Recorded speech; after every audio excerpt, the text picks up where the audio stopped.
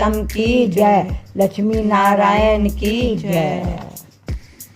अर्थ 35वां अध्याय। सौनक ऋषि पूछने लगे, हे सूर्य जी, दूसरों का दिया हुआ पुण्य भी लगता है या बिना दिया हुआ पुण्य मिलता है? तब सूर्य जी कहने लगे, बिना दिए हुए भी पाप पुण्य दोनों मिलते हैं। सतयुग में एक के पाप और पुण्य के कारण सारे देश को पाप और पुण्य मिलता था। त्रेता में ग्राम को तथा द्वापर में कुल को मिलता था, परंतु कलयुग में केवल करने वाले को ही पाप और पुण्य मिलता है। एक पात्र में भोजन करने वालों को पाप और पुण्य का आधा भाग मिलता है।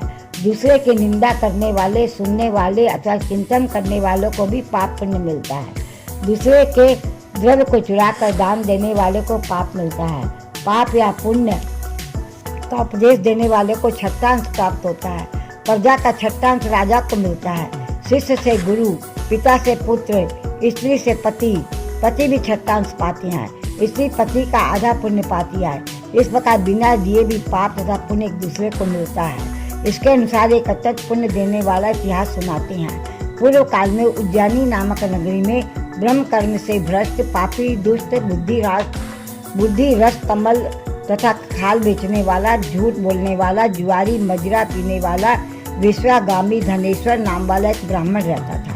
वह क्रय विक्रय के हेतु अनेक नगरों में घूमता फिरता था। एक समय वह भस्मती नगर में गया और माल बेचने के लिए वहां पर एक मास तक ठहरा। एक दिन उसने नर्मदा नदी के तट पर जप करने वाले ब्राह्मणों को देखा। पूर्णिमा को गौ ब्राह्मण का पूजन तथा दीपदान भी देखा।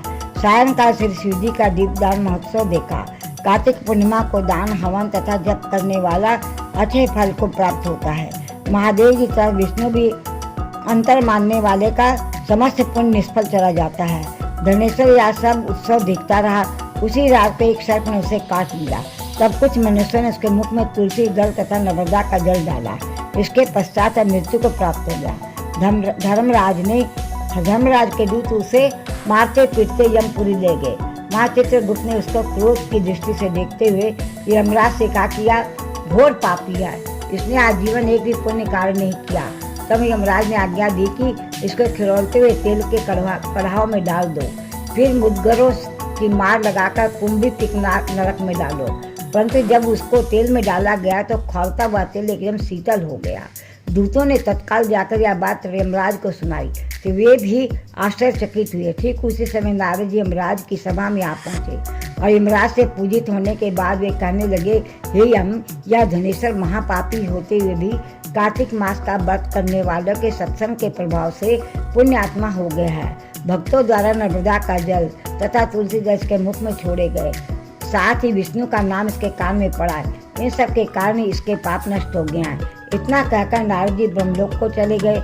उधर धनेश्वर कुबेर का अनुगामी धन यज्ञ हुआ, जिसके नाम से अयोध्या में भगवान गदाधर नाम का तीर्थ विख्यात हुआ।